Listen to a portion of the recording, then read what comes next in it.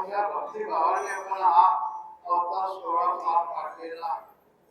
तरी अवतार विश्वतारावया रात्रीची अनुसया गरुडर नामप्रमाणे वर्णन केले. आणि ज्या दिवशी अवतार झाला ती शुद्ध पौर्णिमा, मार्गशीर्ष महिना. एका जनार्दनी पूर्ण अवतार निर्गुण निराकार आकार म्हणजे भगवान आकाराला आहेत. ब्रह्मा, विष्णू आणि महेश तिन्ही देवाचं एकीकरण ते म्हणजे भगवान दत्तात्रयाचा अवतार. भगवान दत्तात्रयाचा अवतार उत्तरेमध्ये चित्रकूट क्षेत्रामध्ये अनुसया आश्रम, त्या अनुसया आश्रमामध्ये आजच्या दिवशी अवतार झाला. आणि दत्ताचं स्वरूप जे आहे हे दर्शनाकरता भगवंताने असं तिन्ही देवाकडून एकत्र केलेलं आहे. आणि हा सोहळा देशभर जिथं जिथं दत्त मंदिर आहे तिथं तिथं सर्व भक्तगण मोठ्या उत्साहाने भक्तिभावाने पार पाडून राहिलेले आहे. भगवान दत्तात्रय आपल्याला एकच शिकवतात, तीन मुखातून. बघा किती आनंद आहे. भगवंताला 6 हात आहेत,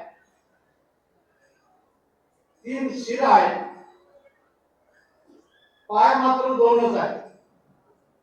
आपल्याला जे करायचं आहे सदसद विवेक जागृत करून अविवेकाला दूर करून विवेकाची कास धरून 6 शास्त्राचं अध्ययन करायचं म्हणजे विद्वत्ता काय असेल ज्ञान मिळवायचं आपल्याला. आणि 3 शिरे हा एक संदेश दिला भगवान दत्तात्रयाने. देव, देश आणि धर्म. आपण ज्या देशामध्ये वावरतो तो देश सुरक्षित असेल तर तुम्हाला धर्माचरण करता येईल.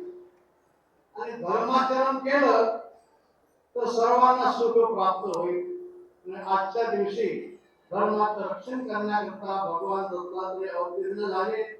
तुम्ही आपण सर्व संत महंतांच्या वतीने सर्व मिळून आपण भगवान दत्तात्रयाची प्रार्थना करू की प्रभू आम्हाला फक्त एकच आपल्याला माफी मागायची आहे, एक विनम्र प्रार्थना करायची आहे की आमच्या देशामध्ये लहान थोर स्त्री पुरुष अनेक जाती धर्माचे पंथाचे लोक आहेत.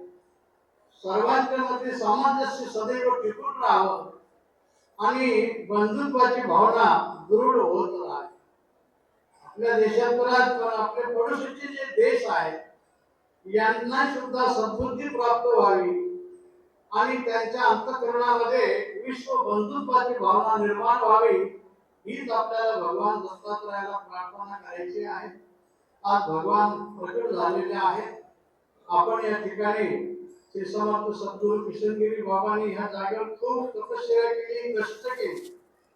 आणि त्यांनी तपश्चर्या करून भगवान दत्तात्रयाला या ठिकाणी सिंहासनावर विराजमान केले. प्रवराती देवगड क्षेत्री वसवणी अवधूता भाविक प्रेमळ धावून येती दर्शनाकरिता. आपल्या कल्याणाकरता बाबांनी भगवान दत्तात्रयाला या ठिकाणी विराजमान केले. तर आज या इथं सर्व मंडळी इथं आलेली आहेत. राजकीय क्षेत्रातली आहेत. कोण कोण त्यांची विद्यार्थी थोडक्यात नाव सांगते.